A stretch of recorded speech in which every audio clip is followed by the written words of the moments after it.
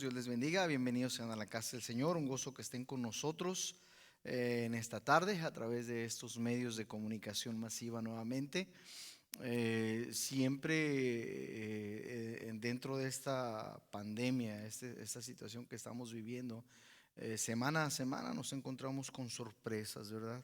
Empezando el día de mañana dentro de la ciudad de Indianápolis, en el condado de Marion.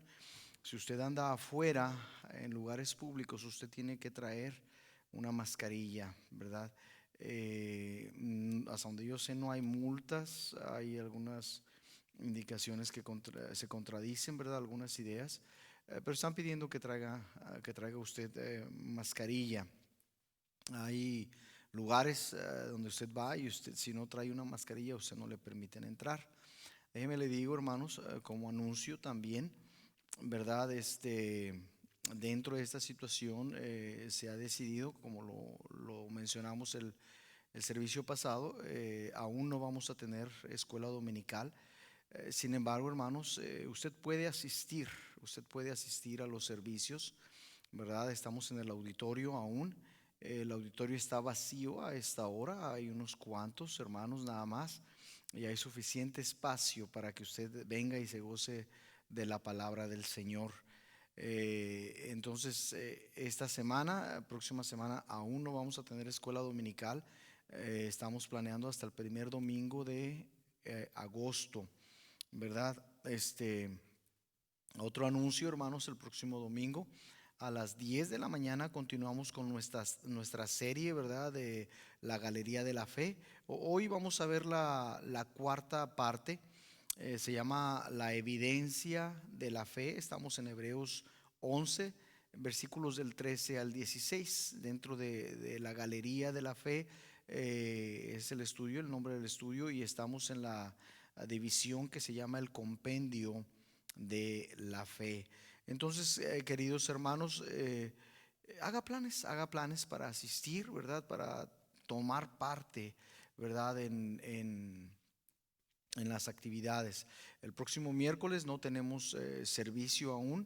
Mi esposa y yo vamos a estar de vacaciones. Finalmente vamos a poder tomar unas vacaciones después de 2 años. Sin embargo, vamos a extrañar esto, ¿verdad? Entonces, es de este domingo que viene hasta el otro, volvemos a reunirnos, ¿verdad? En este lugar a las 10 de la mañana. Ah, creo que son todos los anuncios. Recuerde estar orando por los hermanos que están enfermos.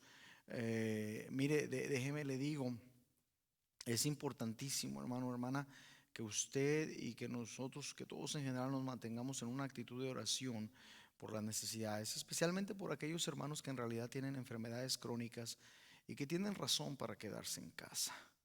De otra forma dicho, hermano, hermana, si usted puede venir, usted tiene que venir, usted necesita venir a escuchar la palabra de Dios, a estar en comunión con el resto de los hermanos.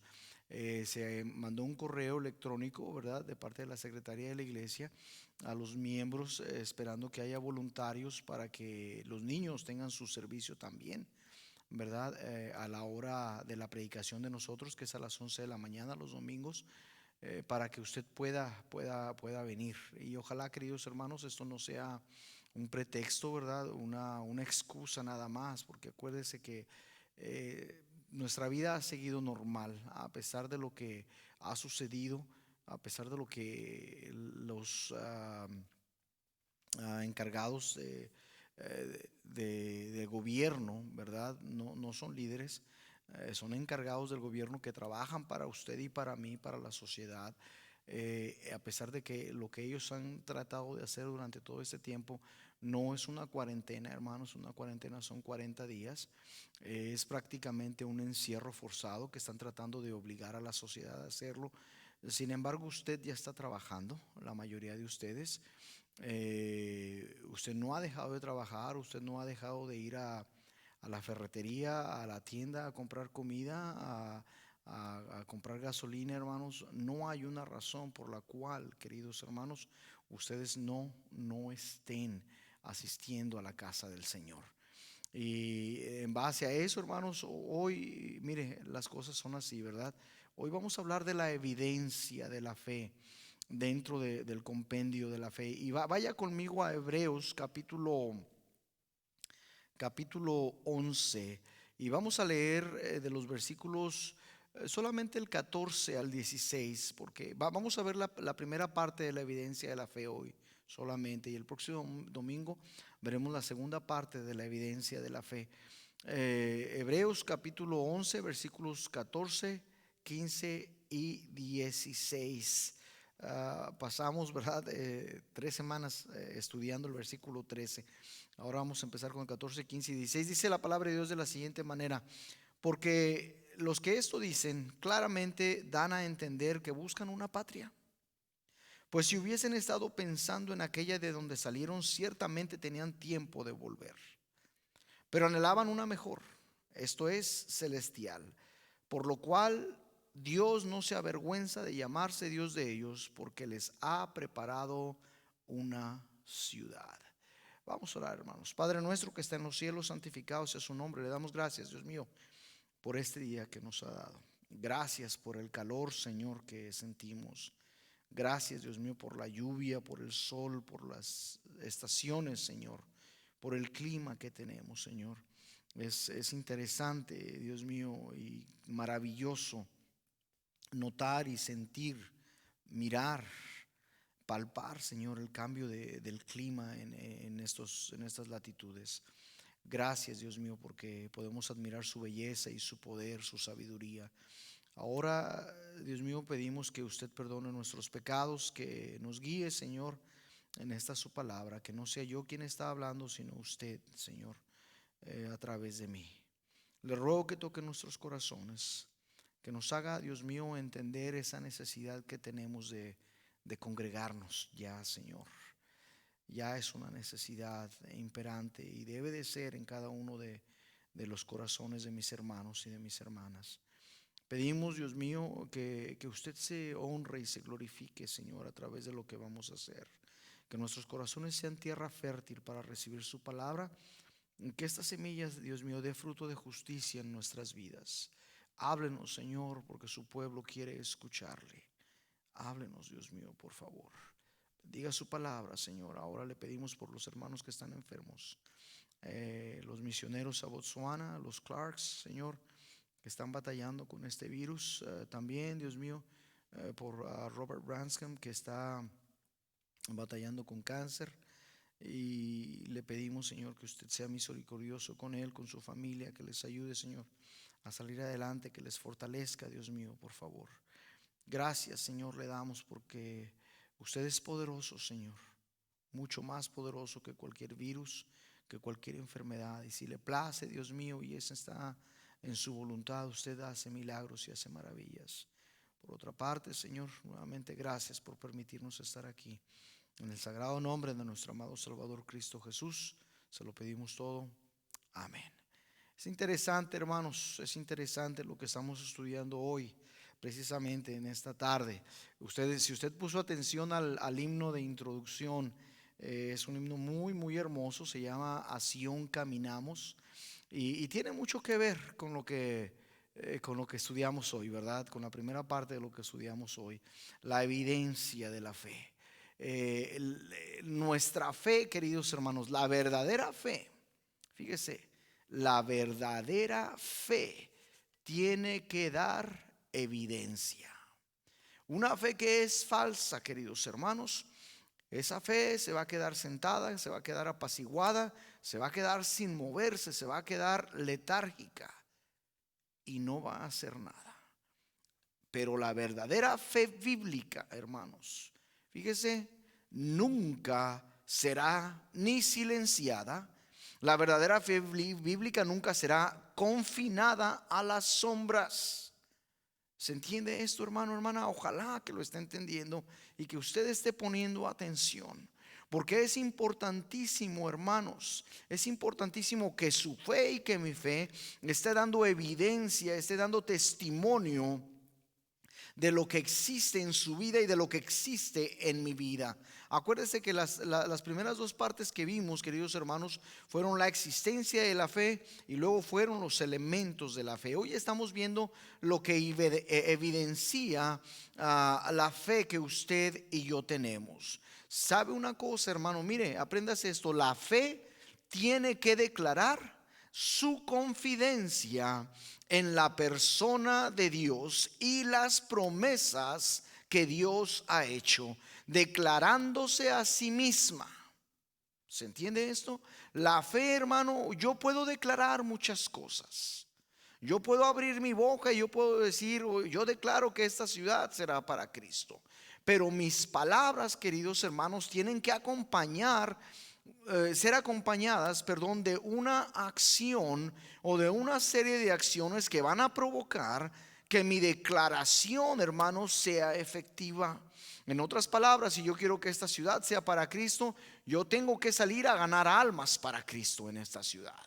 De otra manera, hermanos, lo que yo tengo y lo que yo estoy proliferando no son sino simple y sencillamente palabras vacías que carecen de contenido, que carecen de confidencia, que carecen de entendimiento en la persona y en las promesas que Dios ha hecho.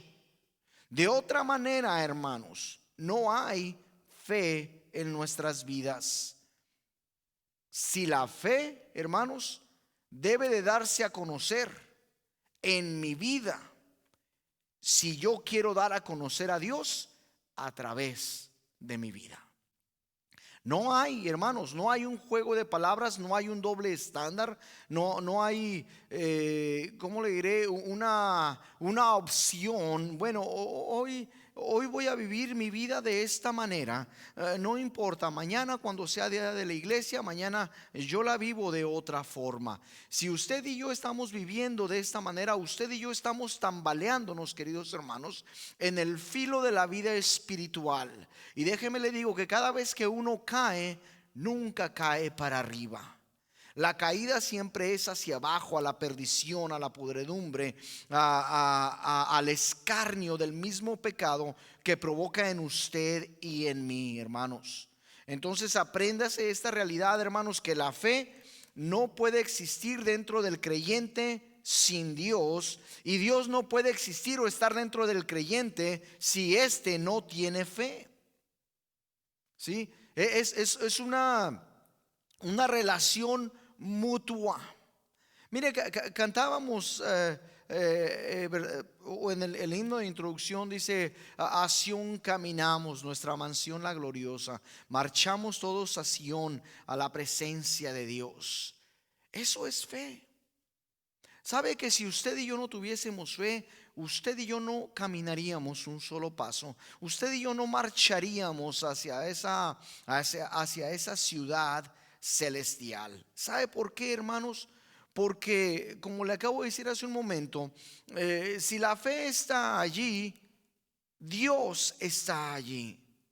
¿Sí? Y si Dios está allí en nuestras vidas, la fe se encuentra ahí. Y mire, le he repetido la misma verdad de tres maneras diferentes. ¿Por qué, hermanos? Porque tiene que estar Dios con la fe y la fe tiene que estar con Dios. Hay una unión, queridos hermanos, una unión eternal y espiritual con Dios. La fe no es por sí sola.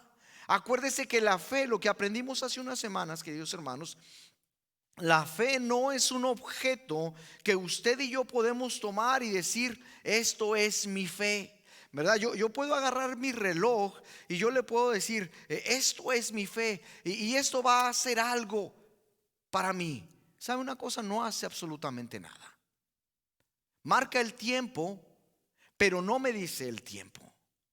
No me levanta, aunque haga un ruido, aunque tenga una alarma. No hace absolutamente nada para mí. Este es un objeto que yo uso para mi beneficio. Pero la fe, queridos hermanos, no es un objeto, es una persona, es un ser divino.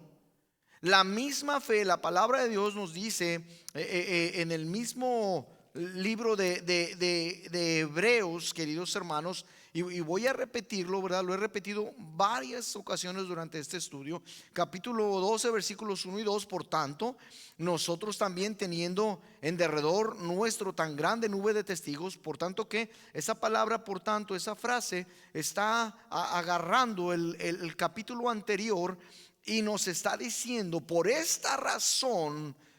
Eso es lo que quiere decir, por tanto. ¿Cuál razón? De todos los hombres, de todas las personas que se nos habló antes en el capítulo 11, teniendo en derredor nuestro tan grande nube de testigos, no solamente los que se fueron, sino los que están aún con nosotros, despojémonos de todo peso y del pecado que nos asedia.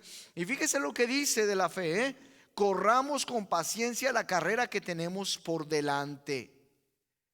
Mire, gracias a Dios, ¿verdad? Dios ha usado a grandes hermanos que han escrito himnos muy hermosos. Y veníamos en el camino y le digo a mi esposa, no tengo un himno especial para introducir la predicación. Y mire, Dios me dio ese himno. Uno de mis himnos favoritos allá en la iglesia bautista bíblica en Guadalajara, donde nosotros conocimos al Señor, donde yo empezaba a dirigir los cantos a la edad de 11 años. Ese era mi himno favorito. Y el Señor me hizo recordarlo hoy. Y fíjese lo que dice el versículo 2 del capítulo 12. Puestos los ojos en, ¿quién dice ahí? En Jesús, el autor y consumador de la fe. Queridos hermanos, la fe no es un objeto.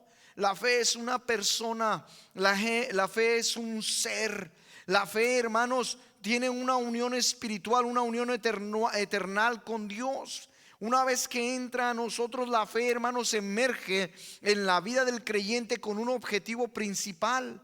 ¿Y sabe cuál es ese objetivo, hermanos? Manifestar y magnificar la devoción de esta misma, su devoción interior al soberano, a Dios mismo, a Dios Padre. Es imposible, hermano, hermana, que usted y yo, si decimos tener fe y nuestra evidencia demuestra claramente que en usted y en mí no está el propósito, no está el deseo, no está ni siquiera el pensar, el magnificar nuestra devoción a Dios, el manifestar nuestra devoción a Dios, hermanos, es imposible que usted y yo seamos verdaderos creyentes. Estamos, hermano, de otra manera, jugando a la religión, jugando a la iglesia. Piénselo. Usted y yo necesitamos, si en realidad tenemos esa fe, Dios está aquí conmigo. Y si Dios está aquí conmigo, yo en realidad tengo esa fe. Dice la palabra de Dios, dice, porque los que esto dicen claramente dan a entender que buscan una patria. Claramente dan a entender significa, hermanos, exhibir en persona, significa revelar con palabras, significa demostrar o hacer manifiesto plenamente, significa informar. Es una mezcla, hermanos, de dos palabras que son aparentemente una unión que las hace una sola palabra. Y eso tiene que trabajar en uno mismo. Si hay fe bíblica verdadera y esta está presente en el individuo, en usted y en mí, hermanos, usted y yo habremos de dar una evidencia manifiesta de que tanto fe como Dios descansan en nosotros. Y mire, hermano, no pregunte, ¿cómo es posible que Dios puede descansar en usted? Sí, claro que sí. Porque el trono de mi Dios, hermanos, el trono de mi Señor está en mi corazón. Y cuando yo verdaderamente me he entregado a Él, Él habita y descansa en mí. Él en ese momento, hermanos, yo doy testimonio, yo manifiesto, yo magnifico mi devoción hacia Dios. Eso es una verdadera fe bíblica. Cuando hay evidencia en mi vida de que Dios verdaderamente descansa en mí. ¿Sabe, hermanos? Dentro del contexto de este versículo vamos a ver unas cuantas cositas. El escritor nos hace saber la evidente presencia de la fe de tres formas específicas. La primera, hermanos, es la búsqueda de la fe. Versículo 14. Dice ahí, el versículo 14, dicen claramente que buscan una patria. ¿Sí? En lo que es la búsqueda de la fe. Y dentro de eso, dentro de la búsqueda de la fe, usted y yo podemos encontrar dos verdades tan profundas reveladas en este hecho del versículo 14. Dan a entender que buscan una patria. Dos verdades tan profundas y reveladas y tan fuertes, hermanos, para usted y para mí, que deben de transformar nuestra vida. Hermanos, es imposible, déjeme le digo lo que nos ha enseñado, se lo tengo que recordar otra vez. Es imposible, hermano, que después de tanto tiempo que usted y yo hemos estado dentro de esta galería, de la galería de la fe, usted y yo sigamos mirando las pinturas, los óleos del divino artista, y usted y yo no podamos mirarnos a nosotros mismos en esas pinturas. Hace un par de estudios yo le dije, ya esas cosas ya no demuestran a nosotros otros personajes.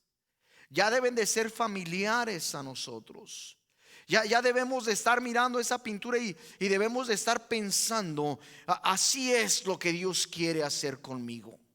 Debemos de estar pensando, si la fe de Dios, la fe en Dios actuó de esa manera en Abel, quiere decir que esa fe misma puede actuar de la misma manera que actuó en Abel, puede actuar en mí. Si esa fe hizo que Enoc caminase con Dios, quiere decir que yo puedo caminar con Dios.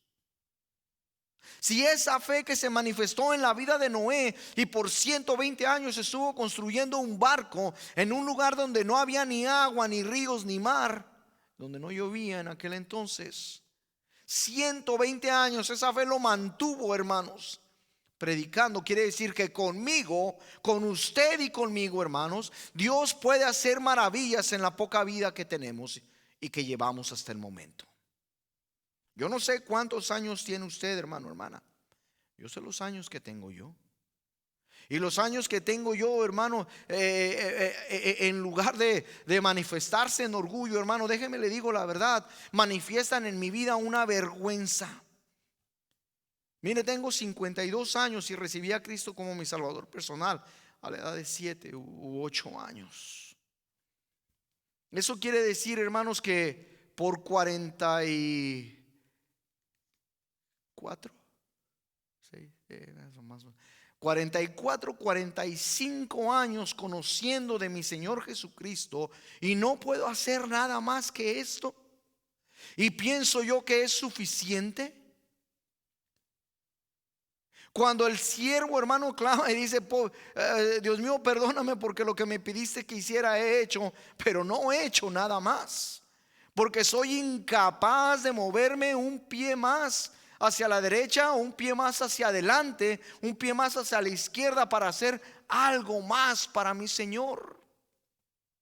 Esa es la evidencia de la que estamos hablando, hermanos. Y la primera verdad, hermanos, cuando en usted y en mí existe esa verdadera fe, la primera verdad es obvia. Y esa verdad es una obsesión que la fe tiene.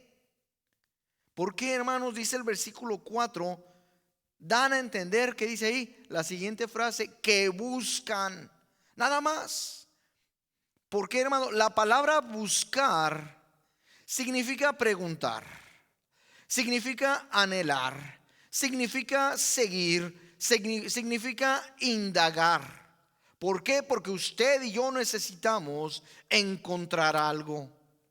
Hace unos años estaba yo recorriendo los Estados Unidos y andaba en se me da que era en Virginia, y yo tenía que predicar en una iglesia en Bath, así se llama Bath, Virginia.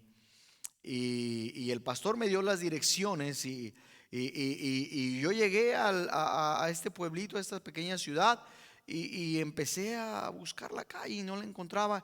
Y yo decía, pero si el pastor me dijo que en esta avenida, en esta carretera, en esta milla a la derecha está la iglesia, y yo no veo nada. En aquel tiempo, hermanos, no había teléfonos celulares.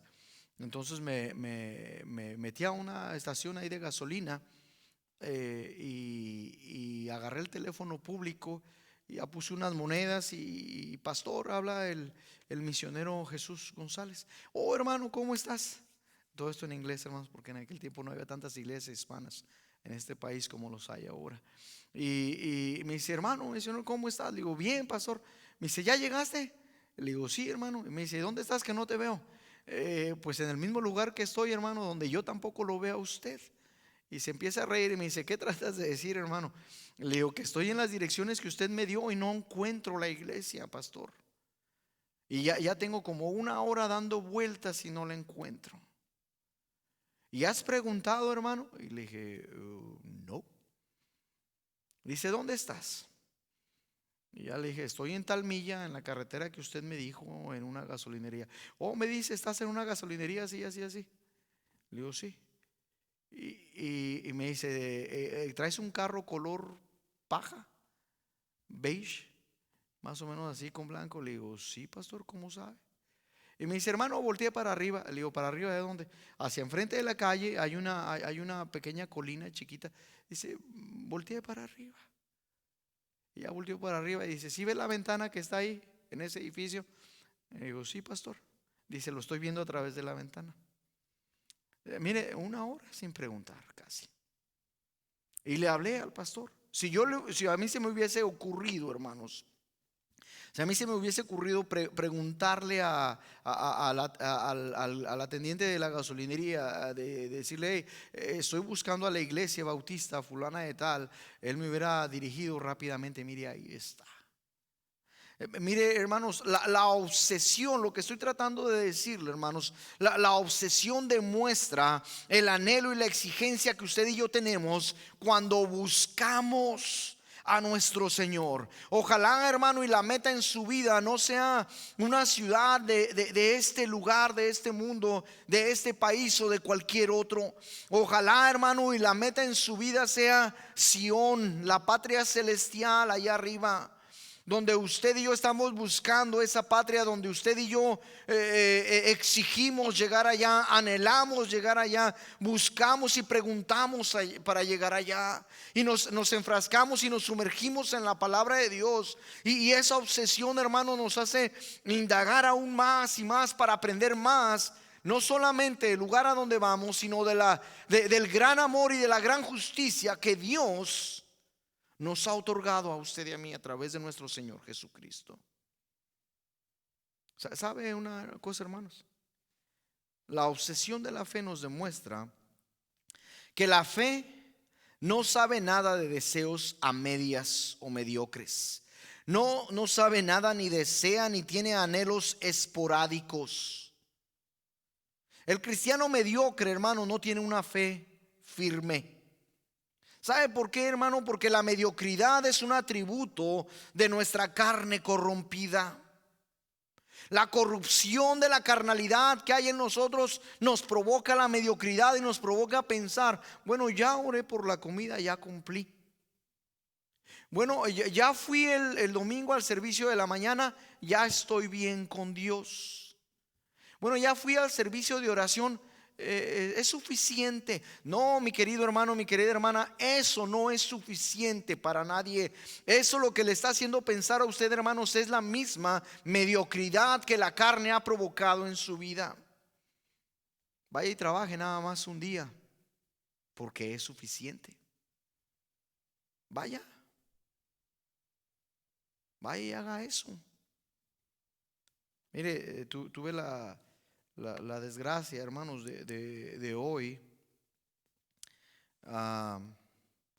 despedir a un muchacho del trabajo. No me gusta hacerlo, pero faltaba continuamente.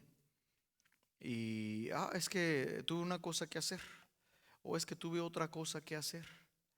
Y lo había castigado un par de días. Le dije, vete a tu casa, regresas el miércoles y ya decidimos lo que vamos a hacer. Hoy, la semana pasada, cuando le di el castigo, me dice, es que yo necesito mandar ayuda a mi familia, necesito mandar ayuda a ellos. Le digo, yo entiendo, por algo estás aquí. Hoy en la mañana le dije, entonces necesitas ayudar a tu familia y faltando al trabajo vas a ayudar a tu familia.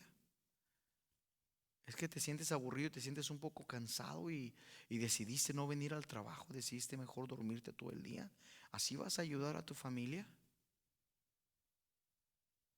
O es que a mí no me gusta que me llamen la atención. Le digo, lo siento, pero yo como encargado de esta área, de este lugar, yo necesito llamarte la atención. Si no te gusta. ¿Y sabe qué me dijo? Bueno, pues no me gusta.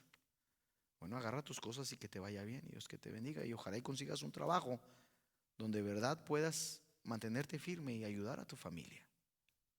¿Sabe, hermano? Esta es una simple representación de la carnalidad del ser humano. Esto pasa con esta persona en el trabajo, pero esto pasa espiritualmente con muchos de nosotros. Nuestra excusa hoy en día, queridos hermanos, es el COVID-19. ¿Sí? Esa es la excusa que tenemos hoy en día para no asistir a la iglesia. Y no, bueno, no me disculpe, hermanos, discúlpese con Dios. Pídale perdón a Dios.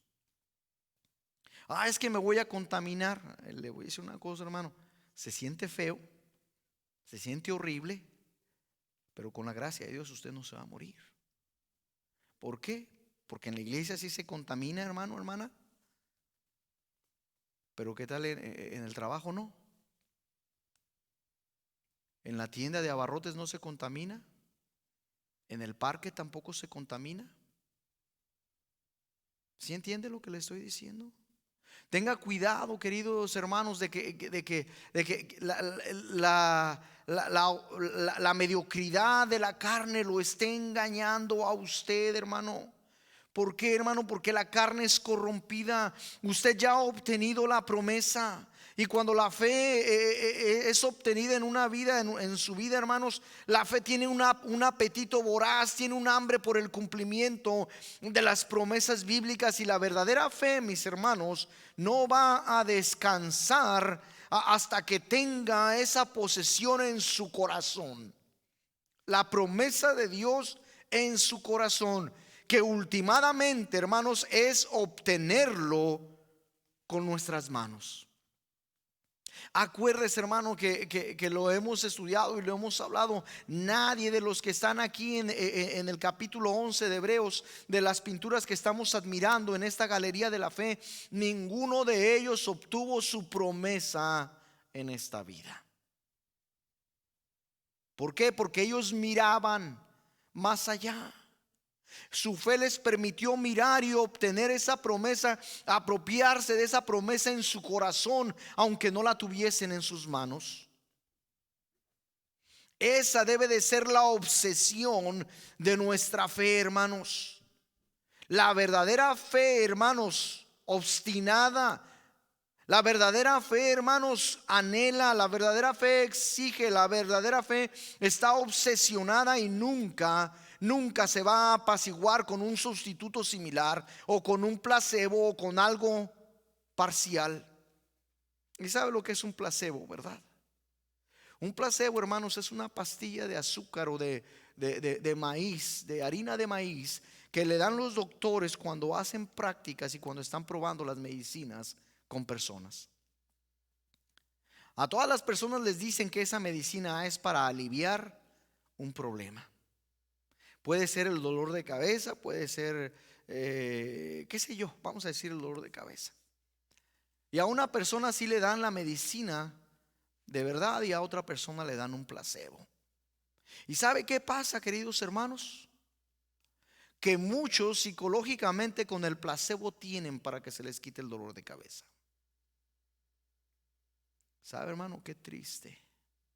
Qué triste es cuando nuestra fe no está obsesionada y se conforma con algo parcial, se apacigua y se conforma con un sustituto.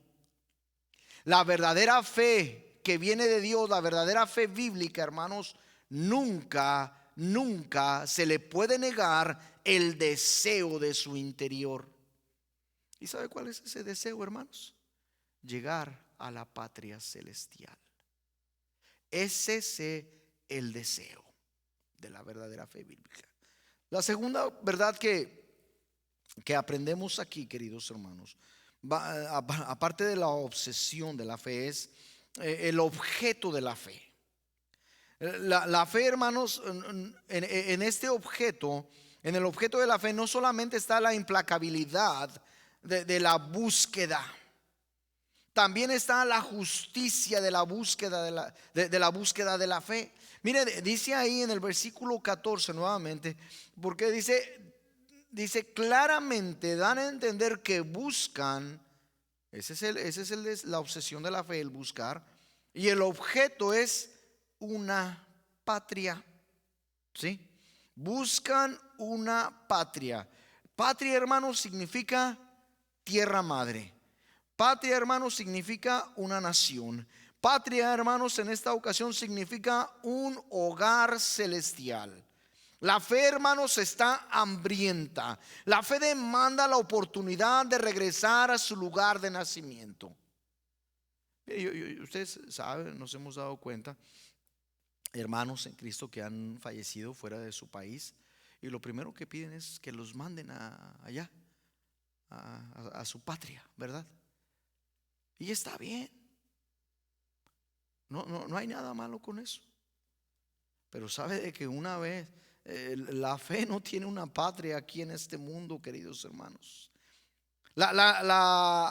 El lugar de nacimiento de la fe, hermanos, no es mi carne. El lugar de nacimiento de la fe, hermanos, no es este mundo corrompido. La naturaleza de la fe es en realidad, hermanos, igual, hermanos, que la paloma que Noé soltó desde el arca en Génesis 8, versículo 9.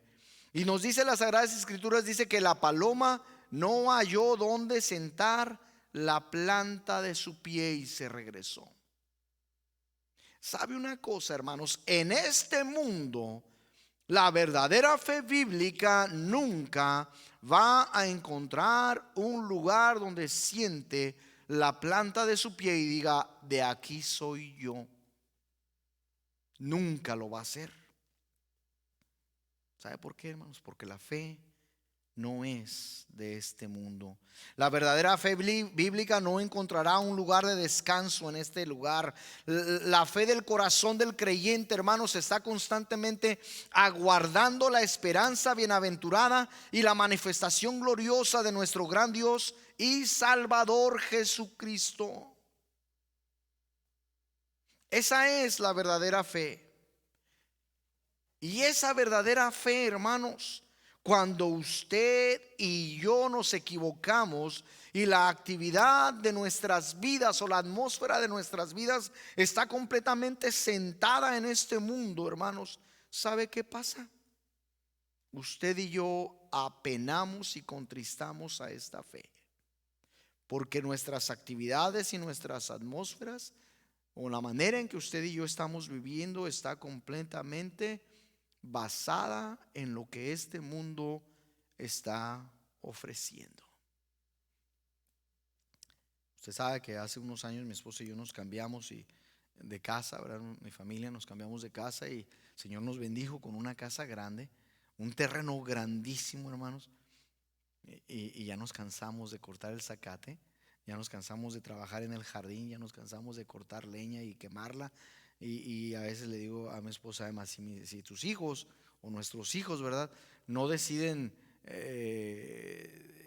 venirse a vivir aquí y construir una casa, yo no sé qué vamos a hacer. Esto es muy grande para nosotros, pero ¿sabe una cosa? Eso ahí se va a quedar. Ahí se va a quedar. Ahí se va a quedar. Mi patria, mi lugar de descanso, queridos hermanos, no está aquí. Mi patria, mi lugar de descanso, hermanos, no es en México. Mi patria y mi lugar de descanso está allá en la presencia del Señor.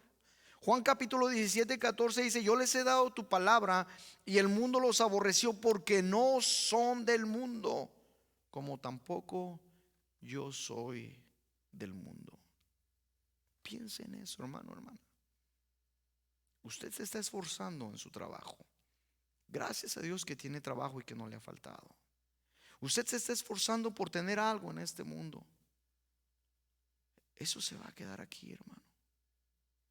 Todo su esfuerzo físico, hermanos, aquí se queda. Dijo Salomón, dice: me doy cuenta que todo es vanidad. Todo es vanidad. Sale el sol y se pone el sol. El trabajo es vanidad. Dice, los ríos van al mar y nunca lo van a llenar. Todo es vanidad. El trabajo es vanidad. Las posesiones son vanidad. Yo quiero hacerte una pregunta, hermano, hermana. ¿Qué evidencia está dando tu fe? Mientras la hermana Tania toca, piensa, ¿qué evidencia está dando tu fe? ¿Estás, hermano, hermana, enfrascado en las posesiones que este mundo te puede dar? Vivimos en un país y en una sociedad de consumismo. Vivimos en una sociedad, queridos hermanos, que se está preocupando solamente por el teléfono más nuevo, por el carro más eficaz. Y mire qué curioso. Usted compra el teléfono, el más nuevo, y a los 15 días se le descompone. Y usted se pregunta, ¿por qué es eso? ¿Se acuerda que le ofrecieron una garantía por $500 más o $300 más? Era porque ellos saben que eso se descompone. Qué curioso, usted va y compra un carro en la agencia y le cuesta $70,000. En el momento en que usted sale manejando ese carro de la agencia, vale 30% menos. Qué curioso. ¿No es curioso, hermanos? Lo que este mundo ofrece no sirve. Es vanidad y es carnalidad. Si la fe ha sido generada en su corazón, así como fue generada en el corazón de los discípulos cuando nuestro Señor Jesucristo les dijo eso a través de su oración, cuando nuestro Salvador hablaba o oraba con su Padre, con nuestro Padre Dios, ellos entendían que buscaban algo mejor. Ellos entendían, hermano, hermana, lo que Jesús les había dado.